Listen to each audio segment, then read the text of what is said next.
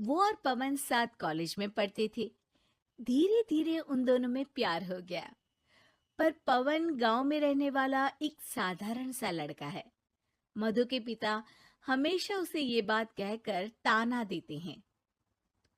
तुम वहां गांव में कैसे एडजस्ट करोगी?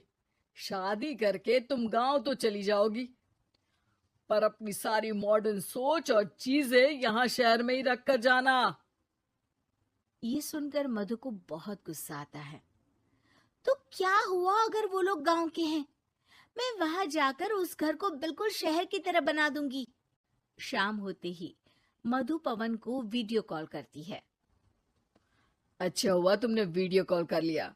हाँ, मैं तुम्हें आज अपनी माँ से मिलाता हूँ। अरे बिट्टू, क्या कर रहा है? ये क्या है? दूर करना इस टुनटुने को। जाने कौन दिख रहा है इसमें तो। अरे माँ, आपकी बहू का वीडियो कॉल है। आप इसमें अपनी बहू से आमने सामने बात कर सकती हैं।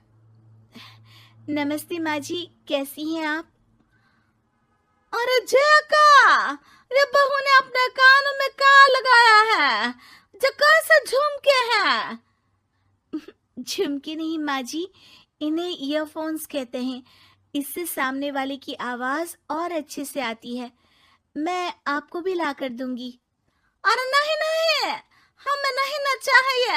हमारे कान बिल्कुल ठीक है। हाँ।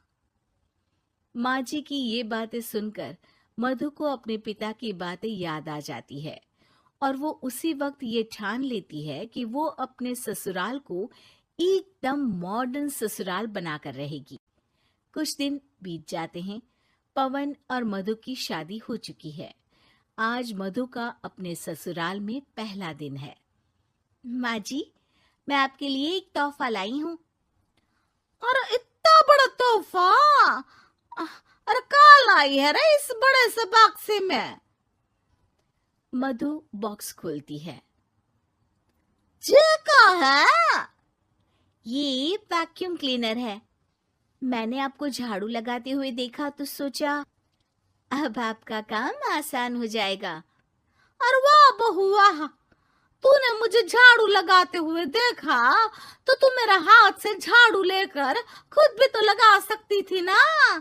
पर नहीं, तूने तुझे मशीन लाकर मेरे हाथ में दे दी कि यह काम हमेशा मैं ही करूं। ये आजकल की शहरी छोरियां बिल्कुल नहीं बदलेगी।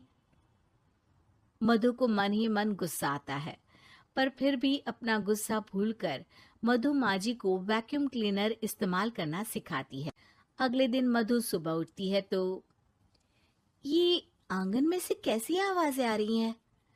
मधु दौड़ती दौड़ती आंगन में जाती है और देखते ही चौंक जाती है। अरे माँ जी, ये आप क्या कर रही हैं? और वो कहाँ है ना, सुबह मैं जब कुएं से पानी निकाल रही थी तो मेरे कान की बाली उसमें गिर गई थी। तो ये तेरा वैक्यूम ना सारी चीजें अपनी तरफ खींच लेता है ना, तो मेरी बाली भी तो निकाल ही देगा। उसी की कोशिश कर रही हूँ, पर न जाने क्यों अब ये चालू ही नहीं हो रही तेरी मशीन। अब वो चालू होगी भी नहीं। पर अब कुएं में से पानी निकाल क्यों रही थी? अरे कमाल करती हो ना बहू। पीने के लिए पानी क्या तेरे मायके से लाऊं मैं? अरे कुएं से ही तो निकालना पड़ता है। हाँ, पीने के लिए पानी, और वो भी कुएं से। मधु दिमाग लगाती है और थोड़ी ही देर में घर में वाटर प्योरीफायर लगवा देती है। ये देखिए माँ जी, इसमें बस एक बार पानी भर देंगे तो नल में पानी साफ होकर बाहर आएगा। अरे वाह रे बहू, ये तो बहुत ही बढ़िया चीज है। रात हो जाती है। मधु जैसे ही प्योरीफायर का नल चालू करती है तो वो अचानक से फट जाता है और सब जगह पानी पानी हो जाता है। अरे ये क्या हुआ? ये क्या हो गया? मैंने तो बस इसमें उबला हुआ पानी डाला था, ये इतनी जल्दी खराब हो गया। अरे ये सारी शहरी चीजें सब ऐसी ही होती है कबूरी। क्या आपने इसमें उबला पानी डाला था? हाँ तो फिर पानी तो तभी साफ होगा ना जब उसे उबालेंगे। ये मशीन का कोई जिन है जो हमने जो बोला वो कर देगी है? मधु को बहुत गुस्सा आता है। इस तरह तो मेरा अपने ससुराल को मॉडर्न बनाने का सपना अधूरा ही रह जाएगा। नहीं, मैं इस तरह से हार नहीं मान सकती। थोड़े ही दिन में मधु पूरे किचन को मॉड्यूलर किचन में बदल देती है। अरे वाह बहुआ, इतनी सारी अलमारियां! माँ जी मॉड्यूलर किचन देखकर बहुत उत्सुक हो जाती है। ये बक्सा का है। बहू ने शायद गलती से इसे यहाँ रसोई में रख दिया है, पर है तो ये बहुत ही बढ़िया। अगले दिन सुबह, अरे मायरी क्या हो गया? मैं तो बर्बाद हो गई, मेरी सारी पूंजी जलकर राख हो गई। हे राम, अब मैं क्या करूं? माँ जी की रोने की आवाज सुनकर मधु दौड़ी दौड़ी किचन में आती है और इतना धुआं देखकर घबरा जाती है। ये सब कैसे हुआ माँ जी? ये आग कैसे लगी? ये सब तेरा इस मॉड्यूलर किचन की वजह से हुआ है, और ऊपर से तूने तिजोरी जो रसोई में रख दी थी। मैंने जैसे ही अपने गहने और पैसे इसमें रखे और बाहर से इस ताले को घुमाया, ये तो 5 मिनट में ही आग बबूला होकर फट गया।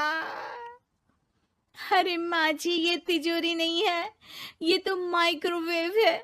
इसमें गहने नहीं रखते, खाना गर्म करने के लिए होता है ये। और ये जो आपने घुमाया ना, ये ताला नहीं है, आपने इसके टेम्परेचर को फुल कर दिया, इसलिए ये फट गया। माँ जी और जोर जोर से रोने लगती है।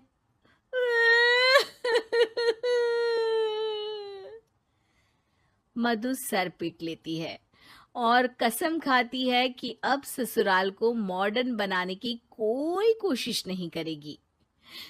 मुझे माफ कर दीजिए माँ जी, आप जैसी हैं वैसी ही ठीक है।